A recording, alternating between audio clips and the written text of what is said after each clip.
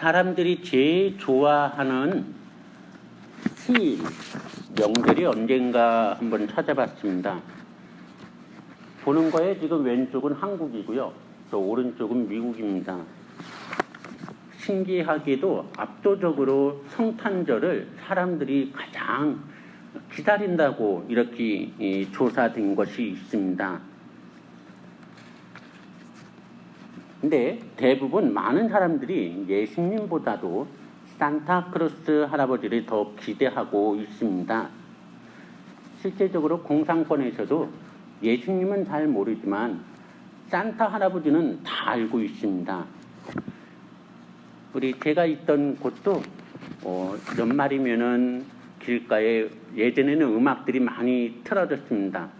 캐럴송들, 그래서 울면 안 돼, 산타 할아버지 오신다네, 이런 캐럴송들이 많이 흘러나왔는데, 그런데 이제 사람들이 만나고 보니까 그런 노래들은 흘러나오지만 고요한 밤 거룩한 밤 뭐 이렇게 예수님 들어가는 그런 캐롤 성탄절 노래들은 나오지 않았던 것입니다. 그래서 많은 공산권에 있는 사람들은 그런 노래들을 잘 모르고 있습니다.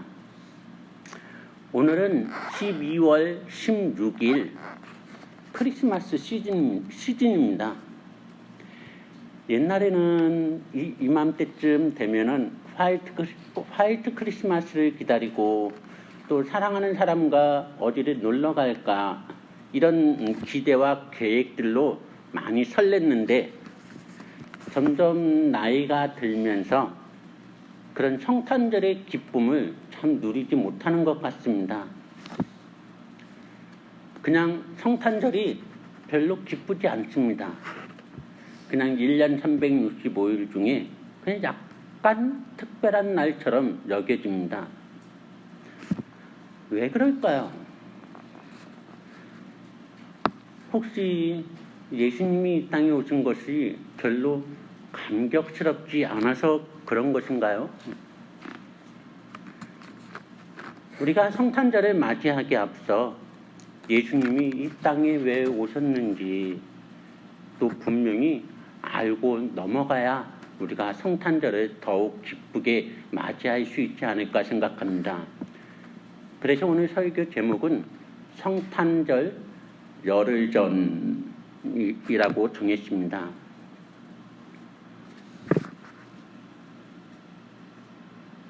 만일 우리가 예수님이 왜 우리에게 기쁨의 좋은 소식이 되는지 정확히 모른다면 이 성탄절은 매월 한 번씩 있어도 우리에게 아무런 의미를 주지 못합니다. 우리에게 예수님이 이 땅에 오신 이유는 무엇인지 성경을 통해서 우리는 많이 알고 있습니다. 그 대표적인 말씀이 마태복음 9장 13절입니다. 나는 의인을 부르러 온 것이 아니오 죄인을 부르러 왔노라. 예수님은 이 땅에 분명히 죄인을 부르러 오셨습니다. 이 죄인들의 죄 문제를 해결해 주시기 위해 오셨습니다. 이 말씀은 우리 모두가 동의할 수 있는 말씀입니다. 하지만 이 예수님이 오심이 구체적으로 우리의 삶에 어떤 영향을 주는 것인지, 지금 나의 이 생활에 어떤 영향을 끼칠 수 있는 것인지 한번 즐겁게 살펴보고자 합니다. 그럼 만일 예수님이 아직 오시지 않았다면, 지금 예수님이 만일 아직 오시지 않았다면 우리의 삶은 어떻게 변할까요? 아마도 우리의 실생활에 많은 변화가 있을 것입니다. 여전히 구원이 존재하고 하나님 나라가 존재하고 예수님이 아직 오지 않은 상황에서 우리는 계속해서 신앙생활을 하고 있을 것입니다. 예수님이 오시지 않았다면 첫 번째 변화, 바로 구약에는 613개의 율법이 있는데요. 이를 날마다 지켜야 합니다. 율법을 주야로 묵상해야 합니다. 매일매일 율법을 외우고 매일매일 정해진 시간 하루에 3번씩 기도해야 합니다. 지금 예수님이 이 땅에 오지 않으셨으면 매일매일 율법을 지키고 매일매일 하루에 3번씩 기도해야 합니다. 공부하다가도 기도하러 가야 되고 짜장면 배달하다가도 기도하러 가야 됩니다. 무조건 시간이 되면 우리는 멈추고 기도하고 날마다 율법을 지켜야 됩니다. 두 번째 또 우리 삶에 끼칠 수 있는 영향은 십계명을 지키는 것은 당연하지만 특히 매 금요일 저녁부터 토요일 오후까지 안식일을 지켜야 합니다. 새벽 기도 끝나고 먹는 맛있는 밥도 먹을 수가 없습니다. 아니 식사는커녕 기도하기 위해서 이곳에 이동할 수도 없습니다. 왜냐하면 안식일 때는 이동의 반경이 정해져 있습니다. 또 세 번째, 예수님이 이 땅에 오지 않으셨다면 우리가 지켜야 할 절기가 엄청나게 많습니다. 대표적인 절기가 8개 있지만 이 절기에는 짧게는 하루에서 이틀, 길게는 일주일에서 열흘 동안 지켜야 합니다. 매년 예루살렘 성지 순례도 가야 됩니다. 적어도 평생에 한 번은 예루살렘 성지 순례에 꼭 참석해야 되는 것입니다. 아마 우리 대부분은 직장에서 다 잘릴 것입니다. 또 예수님이 이 땅에 오지 않으셨다면은 우리는 죄를 지을 때마다 동물의 피로 제사를 지내야 됩니다. 아마 그럼 이 치노밸리의 도살장이 많이 발전했을 것이고요. 우리 신학교에서도 아마 동물 잡는 법을 가르칠 것입니다. 장로님과 목사님들이 최고의 칼잡이가 돼야 됩니다. 예수님이 이 땅에 오시지 않는다면 우리의 삶은 이렇게 변화됩니다. 하나 더 볼까요? 예수님이 이 땅에 오시지 않는다면 우리 여성들은 월경을 하면 돌아다닐 수가 없습니다. 집에만 있어야 돼요. 아마 대부분 여성들은 인터넷으로 학교를 다니지 않았을까 이렇게 생각하게 됩니다. 이것이 여러분들 율법입니다. 예수님이 이 땅에 오시지 않았으면 우리의 삶은 지금과 동떨어진 그런 삶을 살아야만 하는 것입니다. 그런데 예수님께서 이 땅에 오셔서 우리의 모든 죄를 대속해서 스스로 제물이 되셨습니다. 그리고 우리가 해야만 하는 이 많은 율법들을 예수님께서 만족시키셨습니다. 우리 마태복음 5장 17절 한번 같이 읽어보겠습니다. 시작.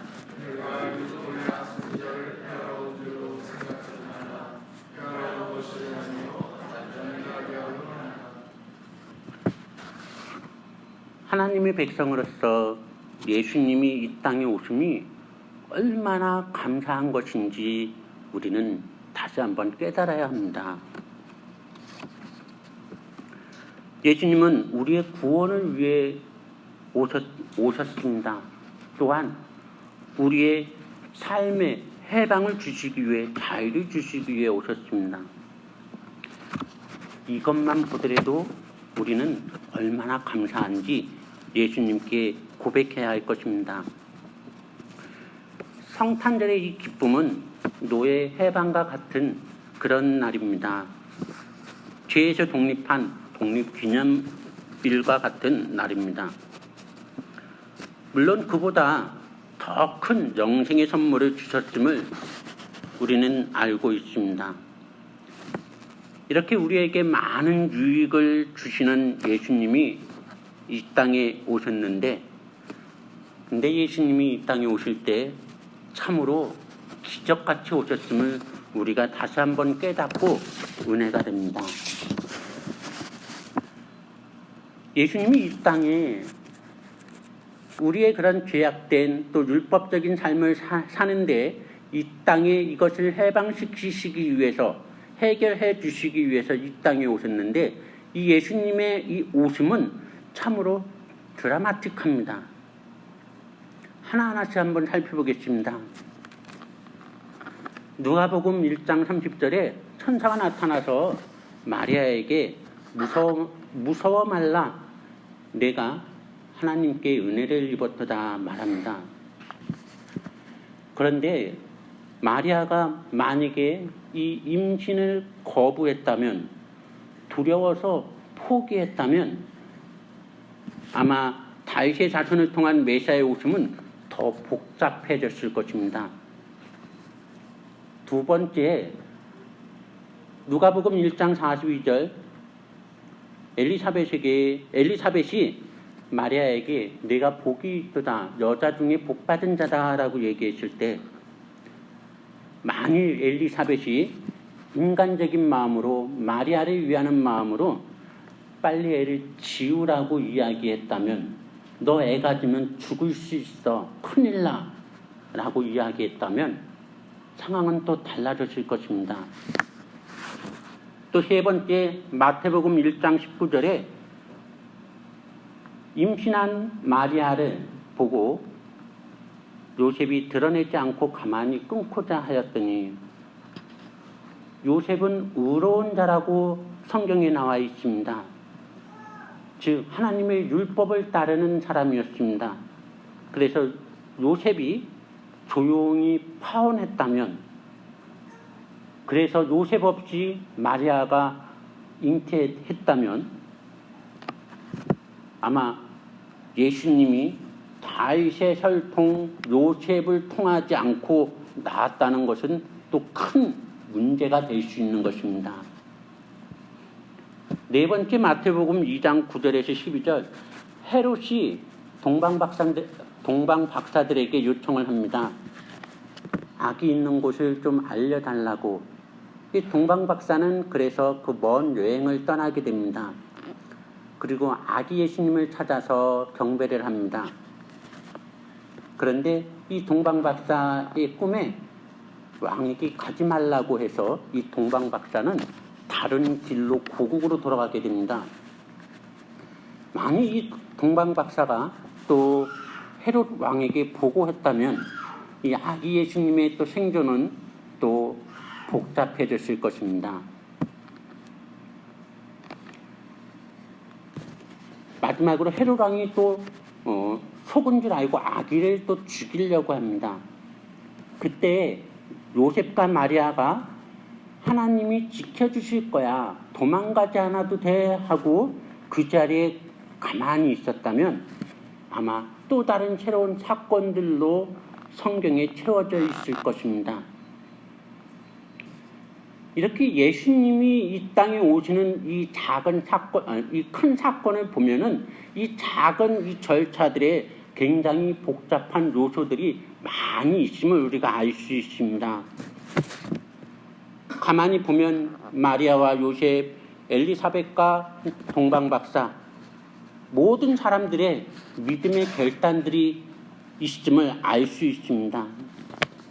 하지만 매 사건마다 이들은 온통 실수하는 것처럼 보이고, 매 사건마다 이들은 합리적인 결정 같지 않아 보입니다.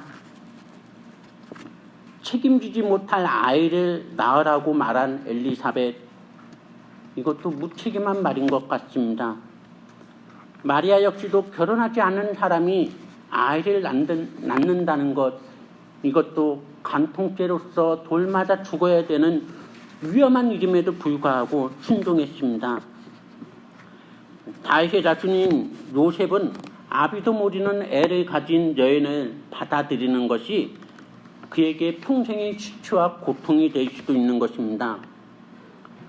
동방박사가 강대국 로마의 왕에게 순종하지 않고 다른 곳으로 갔다는 것은 외교적인 문제가 있을 수 있는 것입니다.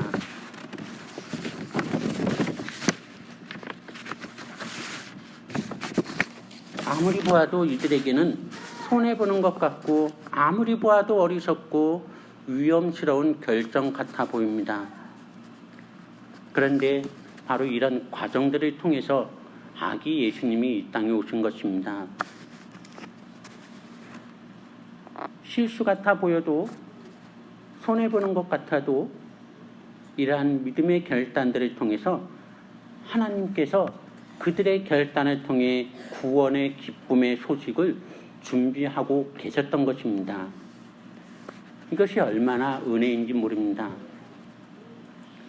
우리는 매 순간마다 현실을 살아가면서 때로는 실수 같은 결정들이 있을 수 있고 또 미련해 보이는 결정이 있을 수 있지만 하나님께서는 그래도 우리의 연약함을 통해서 저 우리의 인생 언저리에 아주 좋은 기쁨의 소식을 예비하고 계십니다. 예수님이 이 땅에 오신 것처럼 또 이를 통해서 우리가 누리는 많은 감사와 축복이 있음을 우리가 깨달아야 합니다. 바로 그 예수님이 이 땅에 오신 지 이제 9일 남았습니다. 우리 음악 좀 틀어주실래요? 어느새 우리에게 구원이 당연하게 여겨지고 그래서 우리들의 마음이 돌같이 굳어진 것 같습니다. 그래서 성탄절이 와도 성탄의 기쁨을 잘 느끼지 못하는 것 같습니다. 바로 우리의 삶, 바로 저 언저리에, 바로 저곳에 기쁜 소식이 있는데 우리는 그것을 바라보지 못하고 오늘 하루도 힘들게 또 불편한 마음으로 살아가고 있는 것 같습니다. 아무리 우리가 먹고 살기 바빠서 또 여유가 없어서 이 기쁨을 누리지 못한다면 얼마나 불행한 일입니까? 지나간 구원의 기쁨이 아니라 지금 이 시간 우리 구원의 기쁨을 누리며 우리 성탄절을 준비할 수 있기를 소원합니다. 아기 예수님의 탄생을 우리 사모합시다. 다시 우리 내면 가운데 성탄의 기쁨이 회복되기를 소원합니다. 우리 찬양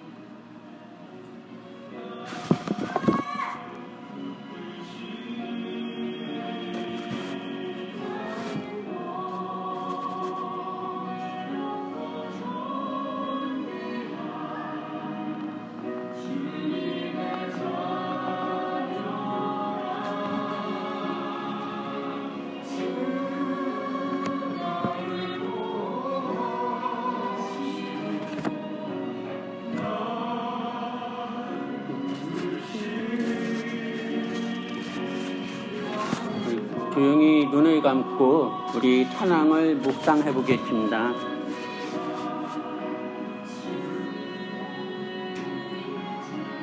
아기 예수님이 이 땅에 오시면 은혜이고 감사한 일입니다. 우리가 예수님을 통해서 이 교회 공동체에서 예배를 드릴 수 있는 것 너무나 감사한 일입니다. 우리는 감히 하나님 앞에 나갈 수 없는 죄인이었지만 바로 이 예수님을 통해서 나갈 수 있게 된 것입니다. 지금도 하루하루 더 무거운 율법과 규칙들로 인해 쓰러져 가야 하는 그런 존재들이지만 예수님이 우리를 사랑하셔서 우리를 보호하고 계시고 우리를 인도하고 계신 것입니다. 그분으로 말미암아 우리가 존귀하게 되었고 우리가 주의 자녀가 된 것입니다.